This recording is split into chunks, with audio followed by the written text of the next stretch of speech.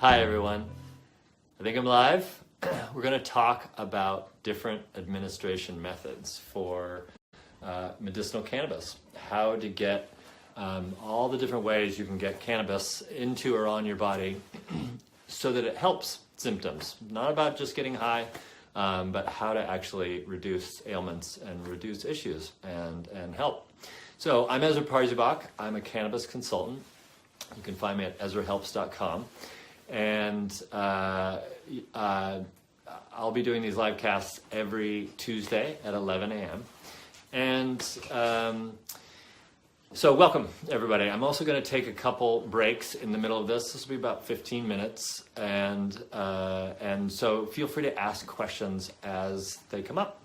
So when we're talking about the administration methods of cannabis, we're basically talking about the ways that our body absorbs it, absorbs the THC, the CBD, the different cannabinoids, and what you're trying to get into your body and how you're trying to help it. So I'm going to cover three basic categories. One is topicals, so what you can put on your body. The second one is inhaling, which is traditional, I call it traditional medical marijuana, smoking cannabis. And then the third is ingestibles, what we take inside our body.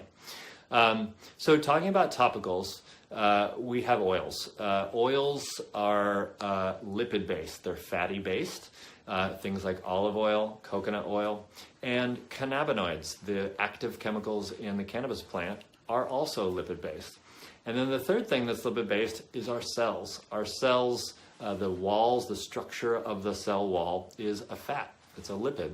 And so when you deliver a cannabinoid into an oil, it dissolves it, and then you deliver it into the cell, it can more easily penetrate into the cell and actually affect that cell behavior and regulate it in a positive way. So when we're talking about applying a topical, what does that mean? First, I'll talk about oils. Oils are slow to get into the body. So for example, if you have just a sore back, you can take a THC oil. So an oil that has been cooked in cannabis that has THC that's activated. This is something that would get you high if you ingested it. But if you take a THC cannabis and applied it to your back or apply it to an injury around the joints, etc., you're going to have the cannabinoids enter there. They will regulate the cells at the location, and you don't get high from it. So despite all of the laws and the legality of cannabis, it's always fascinating to me that we have this method that can really help people with pain, help with inflammation, even reduce anxiety. As we put warm oils on our body, it actually softens and nourishes the nerves. So I think topical oils are a great way of experimenting with using cannabis when you're sick of pills or when you can't take too many ibuprofen anymore for your knee pain, whatever it is. So oils are great. There's also different materials. So alcohol. So if you dissolve the resins from cannabis into an alcohol and then put a few drops of alcohol onto your skin, that will go in a lot faster. I've actually experienced times where if I'm making a batch of something that has THC in it, if I'm not wearing rubber gloves, the alcohol will go into my skin and I can actually feel the psychoactive effects of it. So alcohol is much faster, it goes into the bloodstream and you can feel that. So you have to be cautious in terms of using things like alcohol. But if you have arthritis, if you have a injury that you want to get to that pain rapidly, and alcohol will just absorb into the skin there. It's not a magic bullet. It doesn't mean that it's going to magically make everyone's pain go away that experiences that. But there's so many different, icy hot and Bengay and various topicals that we put on our skin to help with pain. Cannabis is just another option. It's also toning. Remember that it's toning your pain nerves. So it's helping reduce their pain, but also trying to keep them balanced so that they don't act up all the time. So it's a really great non-toxic pain reliever. There's another topical method that you see in dispensaries now a lot, and in a lot of states that have legal cannabis. You'll see pain patches, and they make pain patches in the pharmaceutical industry. You can get an opioid that's in a patch, and then you stick that patch to your skin, and it slowly delivers the opioid into your bloodstream. Well, now they make them for cannabis as well. But what's interesting is I recently talked to a scientist at a laboratory that makes these pain patches, and we were talking about his very high-tech system of delivering the oils and what kind of method they use. And essentially they use oleic acid. Oleic acid is just olive oil.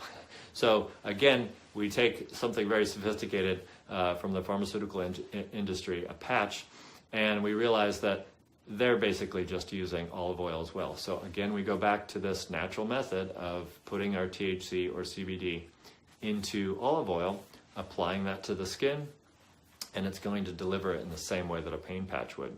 There's going to be some variance about the time it takes to deliver, but that's really trial and error. You put it on your skin, you're not going to get high from it, and you see what it does over time. I find if I have a sore back, I'll put it on. If I put it on every day for a week, the pain is much reduced. If I forget a few days and stop putting it on, the pain can come back. So sometimes if you have an injury, you have to give it that course, what I call a course of cannabinoids, which is doing it every day for a week or even longer, and then it really starts to tone and help with the pain there. CBD is also interesting too. Remember, CBD and THC are slightly different. One is psychoactive, one isn't, and you can have just a CBD topical. So my CBD oils that I sell at EzraHelps.com are ingestible. You can take them internally, and as well as put them on topically. So they're very simple lipids in that way. So I'm going to take a quick break to see if anybody has any questions about topicals, and then I'll go into inhaling and what that's all about. All right, so I'm just going to carry on, and we're going to talk about inhaling. Inhaling cannabis, smoking pot, smoking marijuana, this is the most common method. And it's actually probably one of the most common methods going back hundreds or thousands of years. Shamans and healers in ancient China and ancient India, they would put cannabis, dried cannabis leaves in these little incense burners and then allow the smoke to go out, and patients would inhale it. And they can feel the calming effects from it. It's really important for me. I do geek out on cannabis, and I am very interested in health. I'm also a parent of 2 kids, so I like to separate the stereotypes of smoking cannabis and the recreational use, which I don't disparage. I think it's fine. It's a lot healthier than alcohol, but it's really important to differentiate that from inhaling cannabis smoke for medicinal needs. So when I tell patients who might utilize smoke that they should smoke cannabis or inhale it or vaporize it away from a social environment. It's not, you don't take your medicine necessarily out at a party. You take your medicine privately, maybe you grab it from your medicine cabinet, and then you can go socialize. So it's the same with inhaling. And let me talk a little bit about what inhaling does. Essentially, when you deliver cannabis smoke to your lungs, or vapor from a vaporizer to your lungs, it delivers it to the brain really quickly. It's an extremely efficient way of getting it to your brain. So if you're a recreational user, this is what you want. You love the high feeling. It gives you artificial joy. It releases endorphins. You get high. But if you're a migraine sufferer, if you're somebody who has severe headaches, that is pain, severe ailment in your mind, in your brain. So if you were to put a topical on your legs or your body, that's going to take a long time to get up into your brain. If you're going to ingest something into your GI tract, that will take a long time to get to your brain. So sometimes inhaling it is a very efficient means. A lot of people who suffer from migraines will just take a puff or two when they feel a migraine coming on, and since it delivers it to the brain so quickly, it can go down. The pain can go down. So It's also important to realize that the different ways that we smoke can really affect the dosage. So a very traditional method of smoking cannabis is a joint. A joint is, something you put in a paper, you roll it up and you light it. And for a migraine sufferer, really they may need just one hit, one puff to counteract that migraine.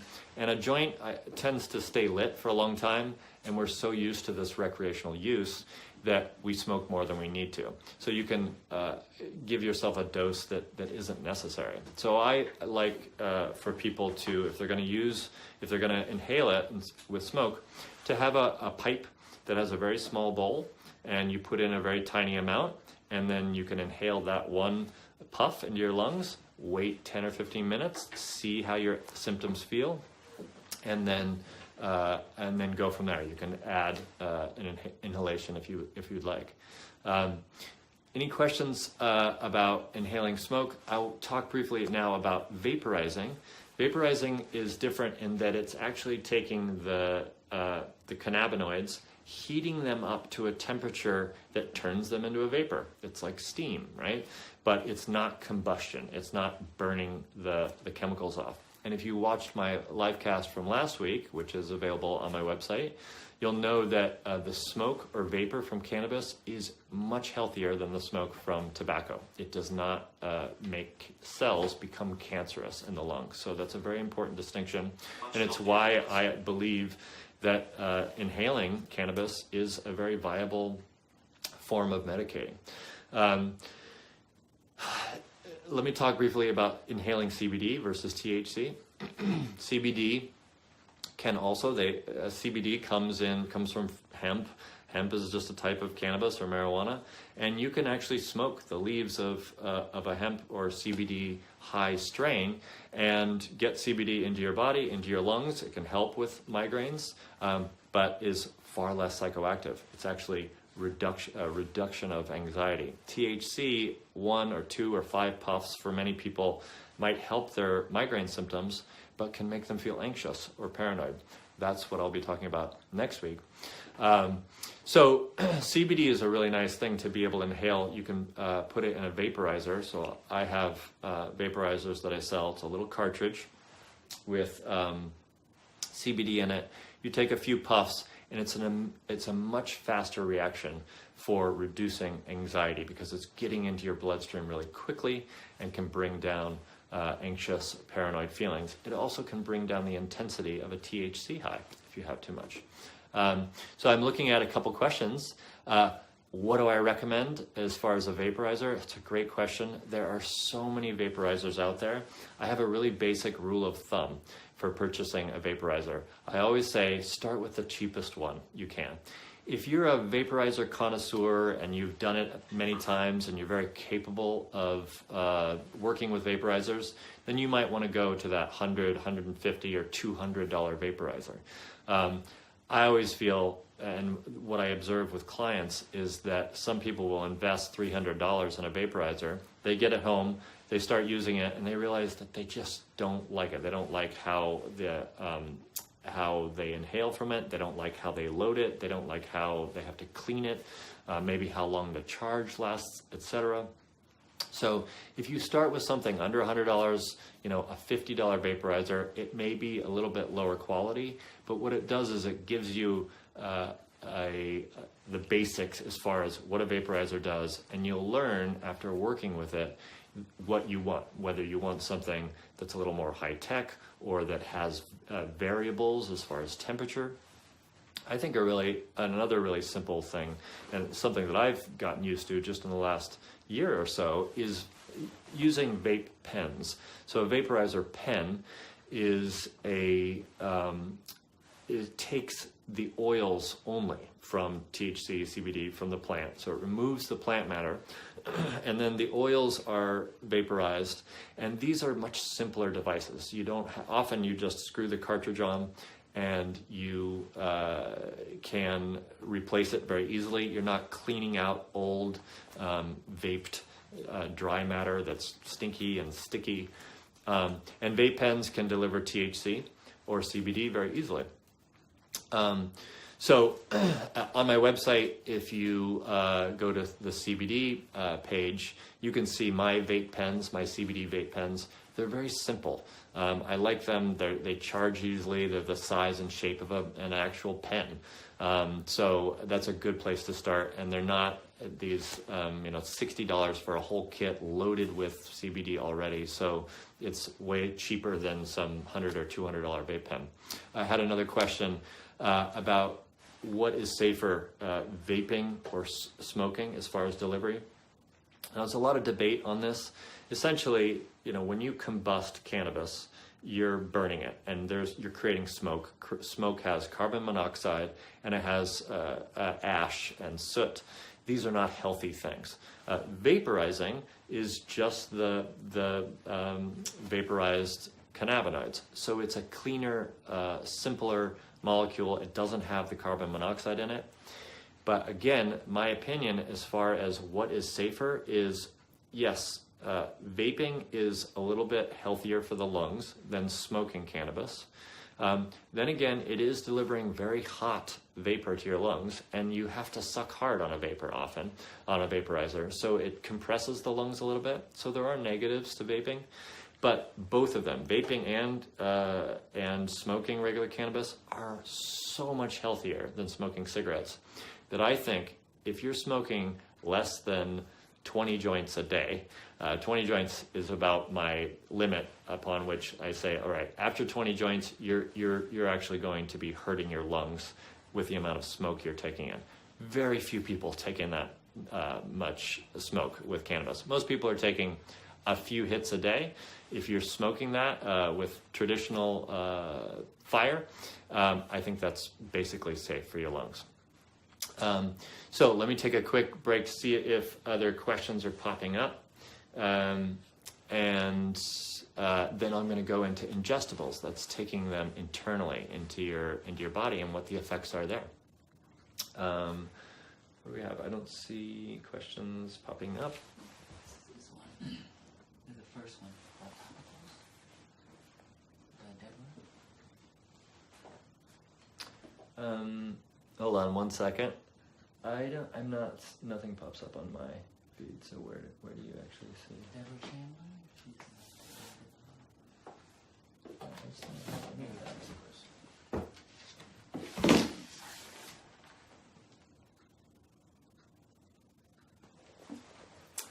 So I have, just accessing my questions there. Deborah asks, are THC topicals that contain THC available over the counter? This is a really good question, because if it's a topical and you're buying it to put on a sore muscle, you're not buying it to get high. This isn't a drug that is going to be addictive, that kids are going to have access to. So is it available? Should we be able to just get that at a health food store? The answer is no, because THC is a chemical that is controlled by the federal government. It is considered a Schedule I substance. This means it's a very dangerous drug with no medical benefits. By now, that is a completely false statement. There are plenty of established medicinal benefits of THC, but they haven't changed that schedule status. So right now, unless you're in a state where you can legally go into a cannabis dispensary, you cannot buy any THC products over the counter. With that said, there is a limit. So anything that has over 0.3% THC is considered illegal, because you could have a t-shirt made out of hemp that's actually going to have trace amounts of THC in it, because all cannabis, hemp, marijuana, cannabis has THC in it. So it is possible to get a cannabis oil that has lower than 0.3% oils. I actually have a topical oil that I sell, an anointing oil, that has trace amounts of THC in it. It's just way below that limit. So feel free to ask me. Go to EzraHelps.com and send me a message, or you can put a message here and I can talk to you about my THC topical, but it has to be below that level. Now, I want to talk about ingestibles. There's a lot of debate right now about whether we should have candy with cannabis. What's the dose? How do people know if they get a chocolate bar, how much to take? These are really important questions. I have a 9-year-old and 11-year-old, and I also have a huge sweet tooth. So when there's candy in our house, we all want to know where it is and how we can eat it. I really don't subscribe to the idea that you should have a candy edible with cannabis in it. That's not because I don't think that it should be allowed. If people want to grow their own cannabis, make their own oil, and then make a batch of cookies with it, and they know exactly what's in it, that's fine for them. But I'm really focused on medical cannabis, and sugar is not good for us. Sugar actually increases inflammation in the body, and so if you really must, go to the store and buy some cookies and eat some cookies. But when you're going to take your cannabis, a great way to do that is just having cannabis oil or a cannabis tincture. For example, you can have in one batch of oil, so if you take the cannabis flower and dry it out and break it apart. You can even cook it right on your stove with some butter, with some olive oil, coconut oil, whatever you want. And after a while, the resin in the plant dissolves into the oil. You can strain it off, and then you have an activated cannabis oil. This is an extremely versatile and traditional method. This method goes back thousands of years to India. In fact, there's some evidence that Jesus Christ and his disciples anointed people with medicated oils, and one of the herbs they put in that oil was cannabis, was the cannabis plant. So, as I said, you can apply it topically, but you can also take it internally. What an internal oil does is it goes into your GI tract. It then triggers the receptors for THC and CBD in the belly first. It's not going directly to the brain as it does when it goes through your lungs. So think of this as like a slow release pill. You're not going to have this peak psychoactive or high experience from oil. You can overdose, just like you can smoke too much, you can ingest too much. And this is what's really common with sugar edibles. You get a package of gummy bears. If each gummy bear is enough for one adult, an experienced adult, to have a dose, then it's extremely hard to eat just one gummy bear. I personally have never opened a package of gummy bears and eaten solely one. That's why go get your gummy bears, take your oil. If you get the munchies, then you can eat a whole bunch of gummy bears and know that you're not going to overdose. Also, when you put cannabis into edibles, when you cook it into things, what happens is it gets inconsistent. So think about this oil you've made or a butter, and then you pour that into your batch of cookies, you stir it up, and you make 30 cookies. How do you know how much is in each one of those cookies? Even in dispensaries, it's extremely difficult to tell. They can send a cookie to the laboratory and test it, and it could come back and say, this cookie has 17% THC. But is it just one bite of that cookie? Is the 17% of THC evenly distributed around that cookie? Does each cookie have 17% THC or 17 milligrams or whatever it is? It's very difficult to tell. That's why I like just simple ingestibles, an oil, a tincture, where you know one drop does one thing to your body. A very conservative way of taking an ingestible into your body so that you don't overdose is to take one drop, wait a full 24 hours, and then take a second drop, wait a full 24 hours. And this way you slowly go up. What usually happens, especially I work with a lot of clients who are elderly, people who have very specific ailments. They're not really interested in getting high. So they want to get to that, what I call the sweet spot, where you have symptom relief without any kind of psychoactivity. And a drop, delivering a drop into your system, one drop at a time, is a great way of arriving there. 50 drops or eating a whole cookie might give you twice as much as what you need to get symptom relief. It's really important for CBD because CBD is what they call non-linear in its dose response. That means that if you take a little bit of CBD and it helps with pain or helps with anxiety, helps with cramps, something like that, that doesn't mean that a higher dose is going to be better. It may mean that a higher dose your symptoms come back. This is not explained yet. We're not quite sure why CBD does this, but it's a very adaptogenic and regulating molecule. So if you take 1 drop of CBD and then go up slowly, with CBD you can go up a little more rapidly. You can wait an hour, take a second drop, wait another hour, take 3, 5, 10 drops, and slowly go up. And usually what happens with my clients is they arrive at that sweet spot, they realize, okay, 10 drops, I waited an hour, I felt symptom relief, I didn't feel any other side effects from the plant, and then they can go about their day knowing that that 10 drops is the sweet spot. Break for questions real quick in case anybody has any. Okay, thank you. I have a great question from Laura about somebody she's never smoked pot. These are my favorite clients. I love people who have absolutely no baggage that they're bringing into the session with me, so I can really ease them in to the experience of cannabis as conservatively and appropriately as possible. So she's talking about anxiety. Anxiety is so important. I'm going to do a whole live cast on anxiety at some point. In fact, next week I'm doing paranoia and anxiety with smoking. Why do some people get paranoid, and why do some people feel that their anxiety goes down with cannabis? So I'll be talking about that next week at the live cast. But if you have anxiety, my suggestion is to always start with CBD first. CBD is a much gentler molecule, and it's a proven anxiolytic. It is proven to bring anxiety down. So if you're somebody who's never used cannabis and you try CBD, then you might find that that's all you need. It helps with your anxiety. You don't need to smoke pot. Whatever you do on a Friday night, if you want to, you can try THC, that's great. But if you find that THC is necessary, that CBD isn't quite there, and you want to explore THC, it's important to remember that a low dose of THC can be calming, can be sedative, anxiolytic, can reduce anxiety, but a higher dose of THC can actually increase anxiety. This happens all the time.